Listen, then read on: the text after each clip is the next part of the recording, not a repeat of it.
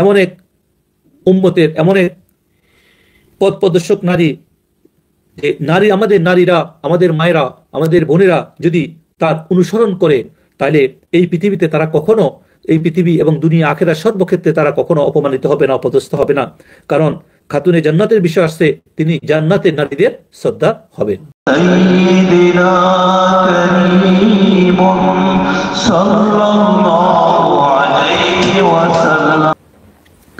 হযরতে খাতুনে জান্নাতের ব্যাপারে আমরা একটা ইয়া দিয়ে শুরু করব, যে তিনি এমন এক মহিয়সী, এমন এক আল্লাহর পেয়ারা। হযরত আল্লামা ইকবাল ওনার এর মধ্যে লিখছে, হযরত মারিয়াম আলাইহিস সালাতু ওয়াস সালাম পৃথিবীতে একমাত্র ঈসা আলাইহিস সালামের মা হওয়ার জন্য তিনি প্রসিদ্ধ, ফেমাস হয়েছেন। আর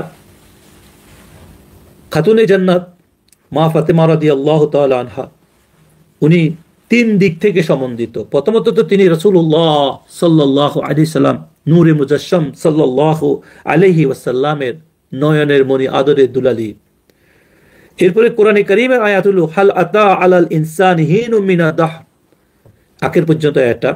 এটার দ্বারা এই আয়াত যাদের শানে অবতীর্ণ হয়েছে, যার শানে খাস করে হযরত আলী রাদিয়াল্লাহু তাআলা আনহু, তার পবিত্রতম স্ত্রী, সহধর্মিণী। আর তৃতীয় হইল আমাদের যত ইশক ও মোহাব্বতের যে নয়নমণি কেন্দ্র, হযরতে ইমাম হাসান ও ইমাম হুসাইন রাদিয়াল্লাহু তাআলা আনহুর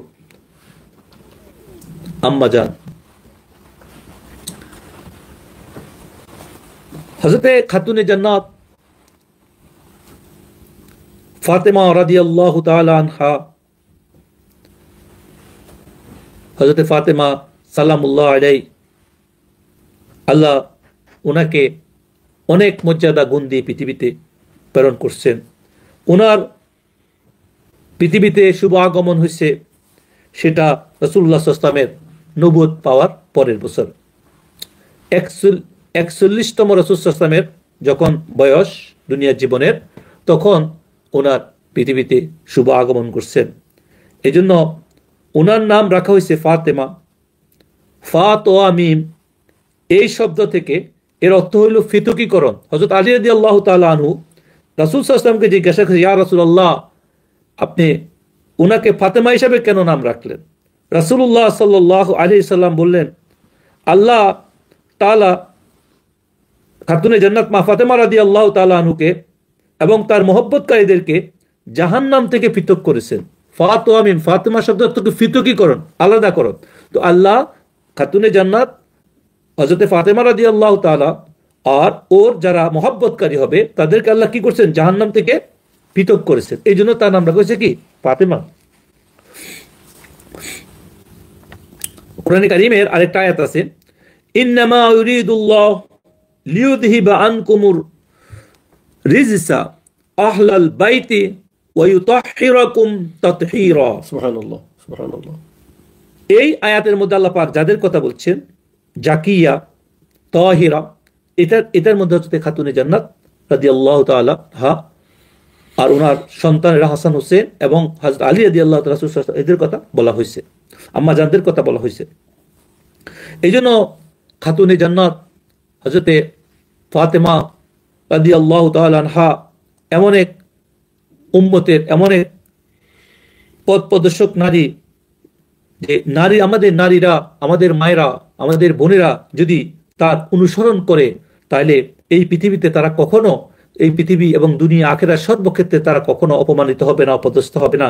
কারণ খাতুনে জান্নাতের বিষয় আসছে, তিনি জান্নাতের নারীদের শ্রদ্ধা হবেন। আর রাসূলুল্লাহ সাল্লাল্লাহু আলাইহি ওয়াসাল্লাম ওনার উপযুক্ত বয়সে 15 কি 16-র মধ্যে, রাওয়ায়াতের মধ্যে আসলে আলী রাদিয়াল্লাহু তাআলা আনহু তখন 21 বছর বয়স ছিল। এরকম বয়সের মধ্যেই ওনাকে রমজান মাস, কোন কোন রাওয়ায়াতের মধ্যে রজব মাস ওনার বিয়ে হয়েছিল। আর পারিবারিক জীবনে তিনি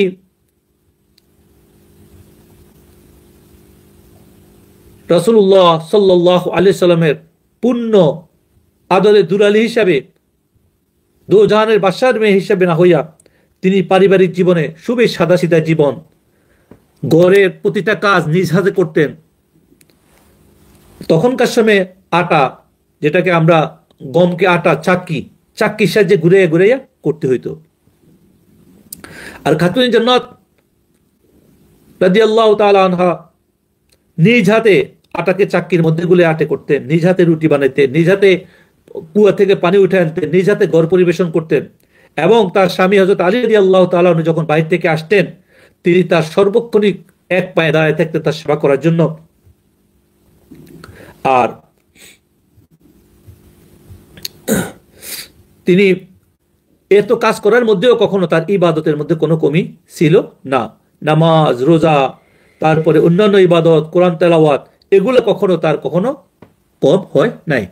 হযরত খাতুনে জান্নাত এমন এক সম্মানী ছিলেন, তিনি যখন রাসূলুল্লাহ সাল্লাল্লাহু আলাইহি ওয়াসাল্লামের ঘরে আসতেন, আর রাসূলুল্লাহ সাল্লাল্লাহু আলাইহি ওয়াসাল্লাম উনাকে এমন সম্মান দিতেন, আল্লাহর নবী দো জাহানের বাদশা উঠি নিজে তার বসা জায়গা সিট থেকে উঠে দাঁড়ায় যেতেন, আর খাতুনে জান্নাতের কপালে চুমু খাইতেন। আর খাতুনে জান্নাত যখন রাসূলুল্লাহ সাল্লাল্লাহু আলাইহি ওয়াসাল্লাম যখন ওনার বাসায় যেতেন, আর তিনি নিজে যেখানে দৌড়ায় উঠি দাঁড়ায় যেতেন, আর তার বাপের কপালে যা চুমু খাইতেন। এমন ভালোবাসা। রাসূল সাল্লাল্লাহু আলাইহি সাল্লাম ওনাকে এত ভালোবাসতেন যে যখন কোনো সফরে যাইতেন, সবার লগে দেখা সাক্ষাৎ করে সবার শেষে উনি ওনার সাথে কথা বলি তারপরে ওনার লগে নিয়ে যাইতেন। আর আসার পরে সর্বপ্রথম খাতুনে জান্নাতের সাথে দেখা করতেন। এমন সম্মানী নারী চাওয়ার পরেও তিনি সাধারণ জীবনযাপন করতেন, এমন জীবনযাপন করতেন। এক দফা এমন হয়েছে, আটা চাক্কিতে পিষতে পিষতে ওনার হাতগুলার মধ্যে কড়া পড়ে যায়। কড়া মানে হাতের মধ্যে এক ধরনের শক্ত পড়ে যায়, মানে হাত শক্ত ধরতে ধরতে ধরতে থাকে। আর তিনি তখন আলী রাদিয়াল্লাহু তাআলা আনহুকে বললেন,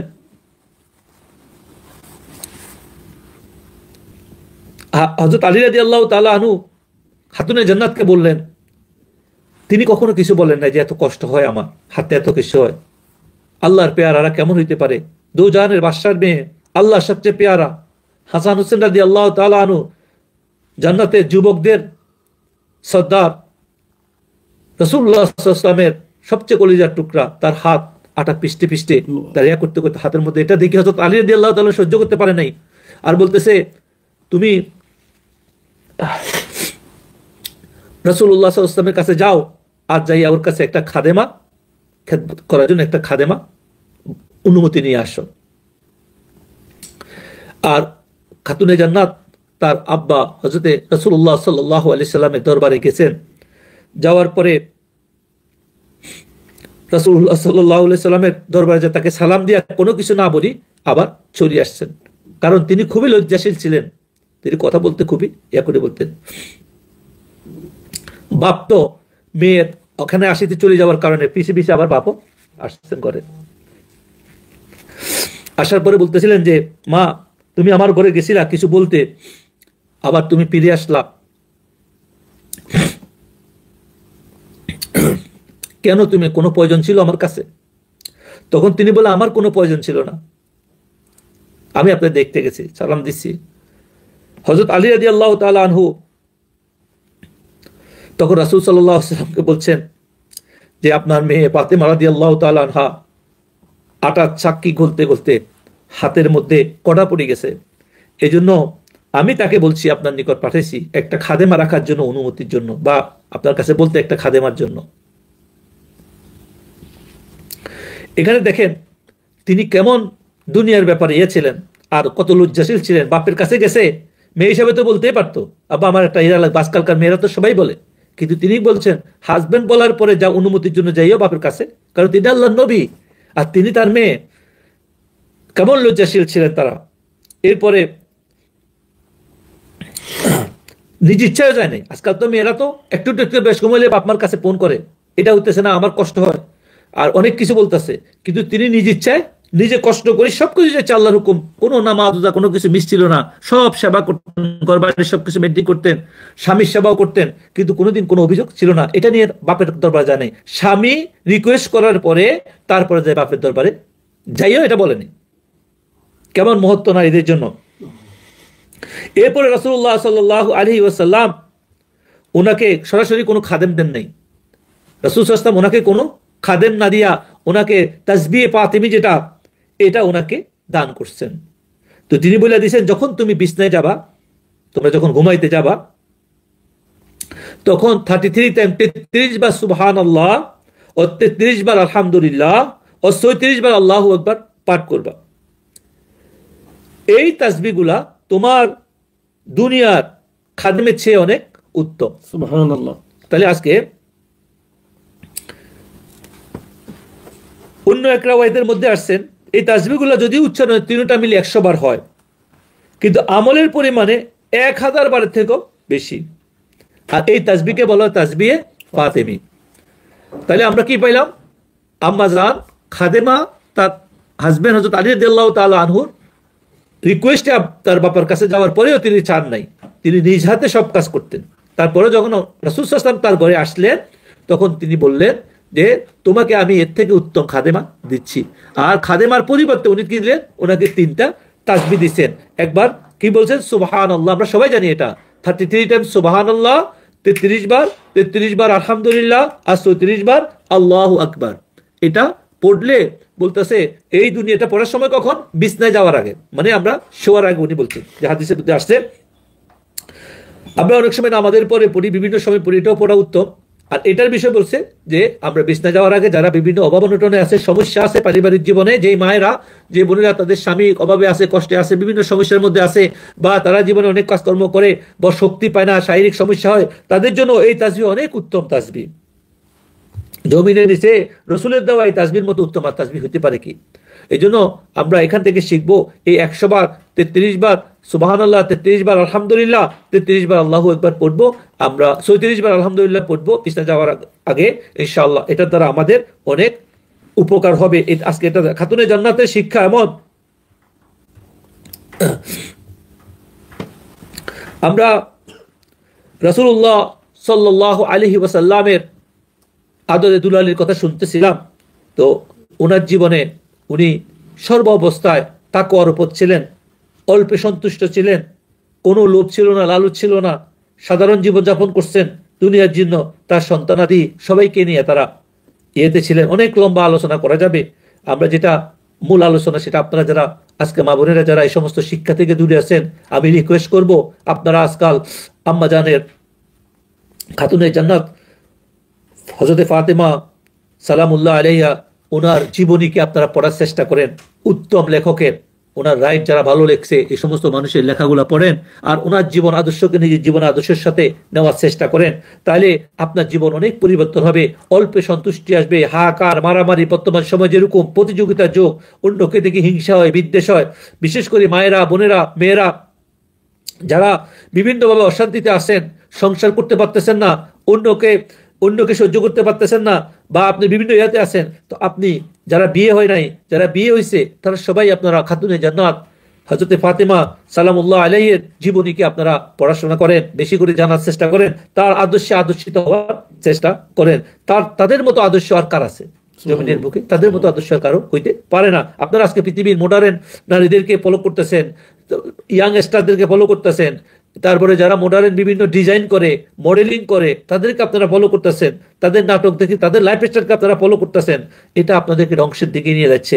তারা যদি এই সমস্ত বুজুর্গ মহিলা, এই সমস্ত মহান মহিষী নারীদের জীবনের আদর্শ যদি তাদের মধ্যে না থাকে, এদেরকে ফলো করার কি আছে?